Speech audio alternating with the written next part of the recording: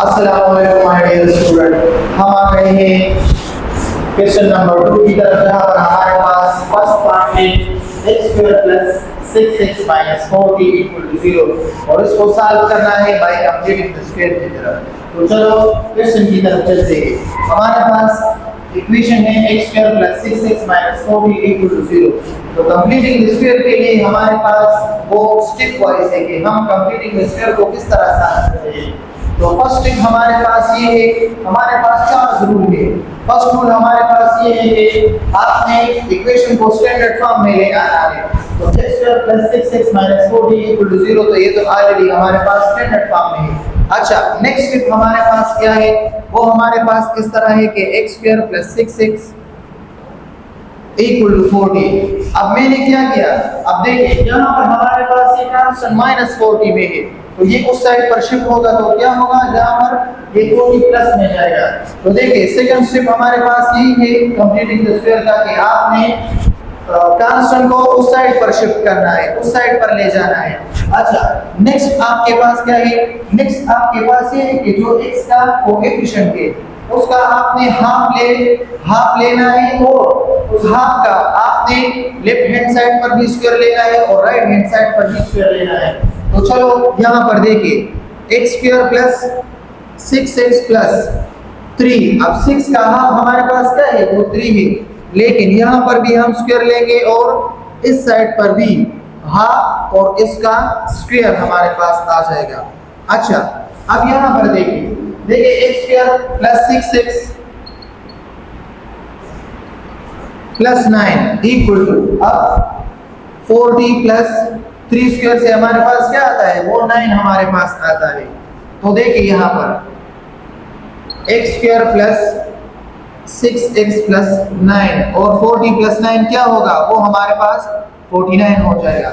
अच्छा, अब यहाँ पर देखिए हमारे पास x² + 6x + 9, तो इधर देखिए ये हमारे पास एक फार्मूला बनाता है, और फार्मूला हमारे पास क्या बनाता है, वो हमारे पास आप लोग जानते हैं कि a + b होल स्क्वायर वो किस चीज के बराबर है, a² + 2ab और + b²।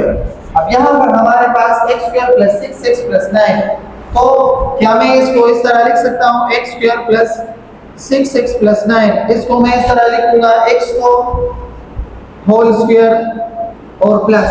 अब लास्ट टर्म हमारे पास वो 9 है, तो 9 का स्क्वायर वो हमारे पास क्या आ जाएगा, वो हमारे पास 3² आ जाएगा। तो देखिए ये हमारे पास a² और ये हमारे पास b²। अब दरमियान में क्या रहता है, दरमियान में +2ab रहता है, तो +2 और a की जगह आपने x लेना है और b की जगह आपने क्या लेना है, वो 3 लेना है। तो क्या मैं इसकी जगह लिख सकता हूँ कि x + 3 whole square, x + 3 whole square, मतलब x + 3 को आप 2 टाइम्स मल्टीप्लाई करें तो क्या आ जाएगा, x² + 6x + 9 आ जाएगा, और ये 49 अपनी जगह पर आ जाएगा। अब देखिए यहाँ पर आप देखिए x + 3 होल। अच्छा, तो स्टूडेंट हम आ गए नेक्स्ट पार्ट की तरफ, जहाँ पर हमारे पास क्वेश्चन भी 5x² - 10x - 840 = 0। अब इसको भी कंप्लीटिंग द स्क्वायर मेथड से सॉल्व करना है। तो क्वेश्चन की तरफ चलते हैं। अब देखिए हमारे पास फर्स्ट रूल स्टैंडर्ड फॉर्म में है। सेकंड रूल हमारे पास ये है कि अगर x² का कोएफिशिएंट वो 1 से ज्यादा हो, तो आपने 8 टर्म्स को उसी टर्म पर डिवाइड करना है। अब देखिए यहाँ पर हमारे पास 5 है, तो मैं यहाँ पर लिखूंगा डिवाइड ऑल टर्म बाय 5 के x² का कोएफिशिएंट वो हमारे पास 1 आ जाए। तो देखिए यहाँ पर 5x² - 10x - 840 = 0। अब यहाँ पर आप 5 पर डिवाइड करें, इसको भी और इस साइड को भी। तो देखिए यहाँ पर आपके पास क्या आ जाएगा, x² आ जाएगा, यहाँ पर आपके पास 2x आ जाएगा, और यहाँ पर आपके पास 168 = 0। अब देखिए x² - 2x - 168 = 0। अब x² का कोएफिशिएंट क्या बन गया, वो हमारे पास 1 बन गया। अब नेक्स्ट रूल जो हमारे पास ये है, तो वो हमारे पास ये है कि आपने कांस्टेंट टर्म को उस साइड पर शिफ्ट करना है। तो देखिए x² - 2x = 168, मैंने कांस्टेंट टर्म को उस साइड पर शिफ्ट किया। अब नेक्स्ट रूल हमारे पास ये है कि आपके पास जो x का कोएफिशिएंट है उसका आपने हाफ लेना है और हाफ का स्क्वायर इस साइड पर भी लेना है और उस साइड पर भी आपने लेना है। तो देखिए यहाँ पर x square minus 2x plus 1 और उसका स्क्वायर, यहाँ पर 168 और 1 और उसका स्क्वायर। अब देखिए यहाँ पर आप देखिए यहाँ पर x का भी स्क्वायर है और 1 का भी स्क्वायर है और यहाँ पर माइनस 2x है। तो देखिए इससे पहले हमारे पास जो क्वेश्चन में फर्स्ट फार्मूला यूज हुआ था a plus B whole square वाला, अब यहाँ पर हमारे पास a minus B whole square है। देखिए ये आपके पास a हो गया, ये आपके पास b हो गया और 2 मल्टीप्लाई 1 मल्टीप्लाई x, तो इससे a minus B whole square. तो मैं यहाँ पर लिखूंगा कि x माइनस 1 होल स्क्वायर। आप x माइनस 1 को 2 टाइम्स पर मल्टीप्लाई करें तो इससे आपके पास जो आंसर आएगा वो यही आएगा। और यहाँ पर 168 और 1 स्क्वायर से क्या आता है 1 आता है। अब देखिए यहाँ पर x minus 1 whole square equal to यहाँ पर 169 बन जाएगा। अब हमने तो x की वैल्यू फाइंड करनी है, तो हमारे पास यहाँ पर तो स्क्वायर है, तो हम क्या लेंगे taking square root on both side. यहाँ पर मैं लिखूंगा taking square root on both side, दोनों साइड पर मैंने स्क्वायर रूट लेना है। तो x minus 1 whole square equal to 169। अब यहाँ पर स्क्वायर रूट और यहाँ पर स्क्वायर रूट इसके साथ प्लस माइनस आ जाएगा। अब देखिए ये स्क्वायर रूट इसके साथ, ये स्क्वायर इसके साथ कैंसिल होगा, तो यहाँ पर x माइनस 1, अब 169 का स्क्वायर रूट क्या आता है वो 13 आता है, तो प्लस माइनस 13। बिल्कुल पिछले वाले क्वेश्चन की तरह आपने 13 को पहले प्लस में भी लेना है और फिर माइनस में भी लेना है। तो देखिए यहाँ पर x minus 1 equal two plus 13, मैं पहले इसको क्या लेता हूँ प्लस में लेता हूँ। तो देखिए x इक्वल टू 13 माइनस 1 उस साइड पर शिफ्ट होगा तो प्लस 1 बन जाएगा, तो x इक्वल टू 14। अब एक आंसर आपके पास क्या आ रहा है x इक्वल टू 14।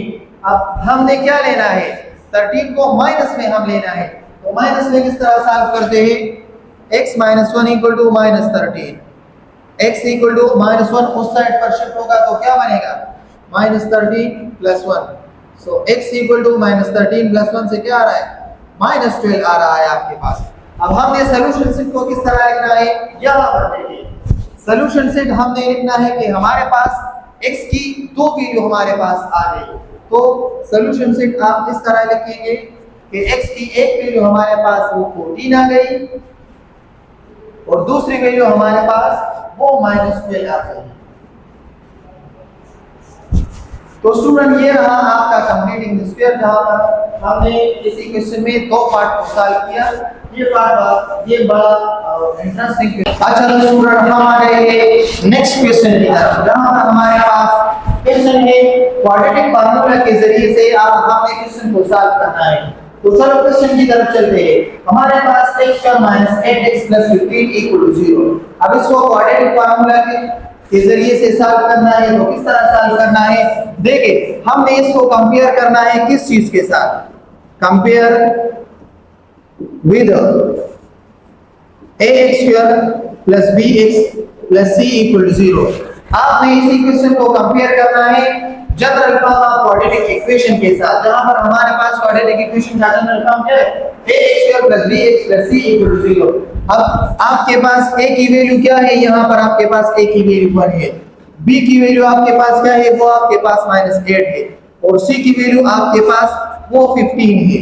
अब देखिए अब हमने क्वाड्रेटिक फार्मूला जो हमारे पास है उसके जरिए से हमें सॉल्व करना है, तो as we have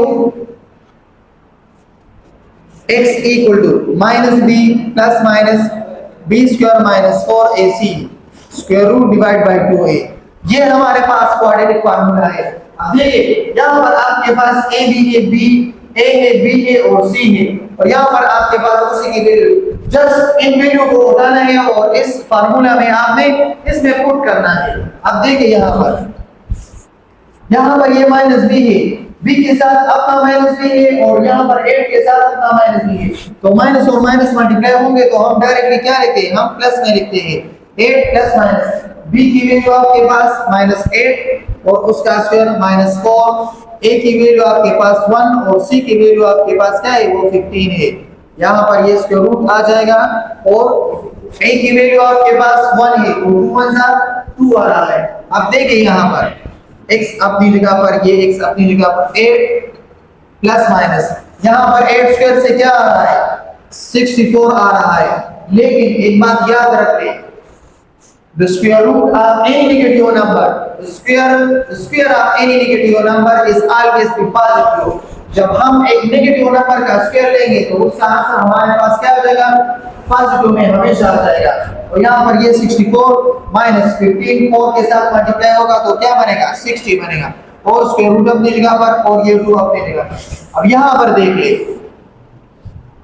x equal to 8 अपनी जगह पर प्लस माइनस 64 माइनस 60 क्या आ रहा है 4 आ रहा है और यहाँ पर ये 2 अपनी जगह पर।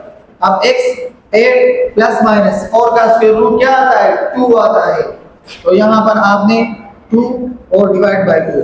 अब देखिए ये बात बहुत ज्यादा आसान है, वहां पर आपके पास क्या है कि x equal to 8 plus minus 2, मतलब आप पहले 8 प्लस 2 डिवाइड बाय 2 ले ले और फिर बाद में क्या ले 8 माइनस 2 डिवाइड बाय 2।